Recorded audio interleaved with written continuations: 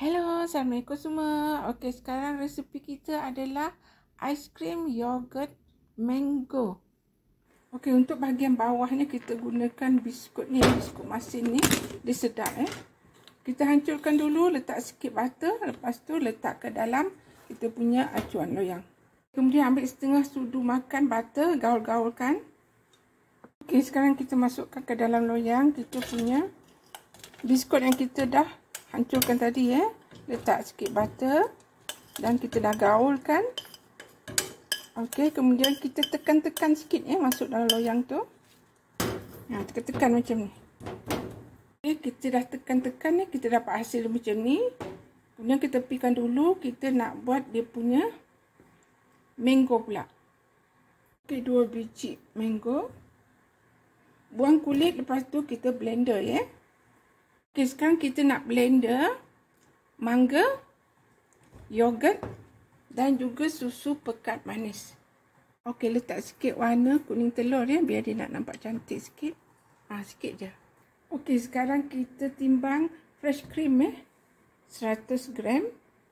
Kemudian kita akan mixer.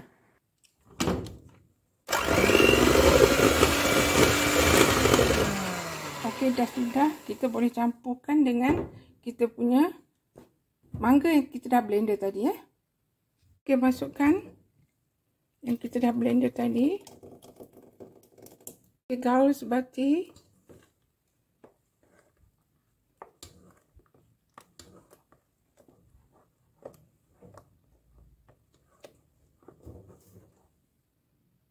Okey, sekarang kita dah gaul semua dengan cantik. Kemudian kita masuklah dalam kita punya acuan tadi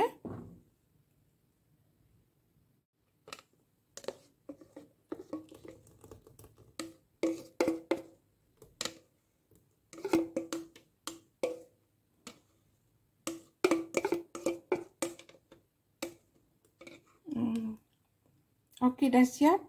Tapi ni nak simpan lama dalam peti sejuk lebih kurang 1 hari supaya atas tu dia keras 1 hari dalam chiller dalam peti sejuk ajalah, tak payahlah buat kat frozen Okey, kita simpan. Okey, ni setelah 1 malam kita simpan dalam peti sejuk, kita akan keluarkan. Bismillahirrahmanirrahim. Okey, cantik, kita dah keluarkan.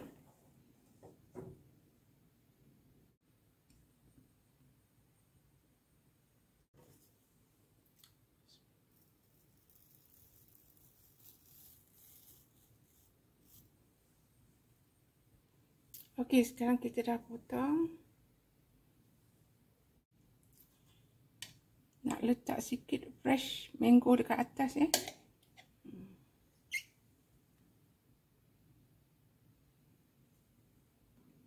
Okey, inilah kita punya mango dessert kita. Kita dah letakkan fresh mango ke atas. Okey. Okey, kita dah hidang. Okey, terima kasih kerana menonton. Selamat mencoba Jangan lupa like, comment, subscribe and share. Sampai jumpa lagi. Bye.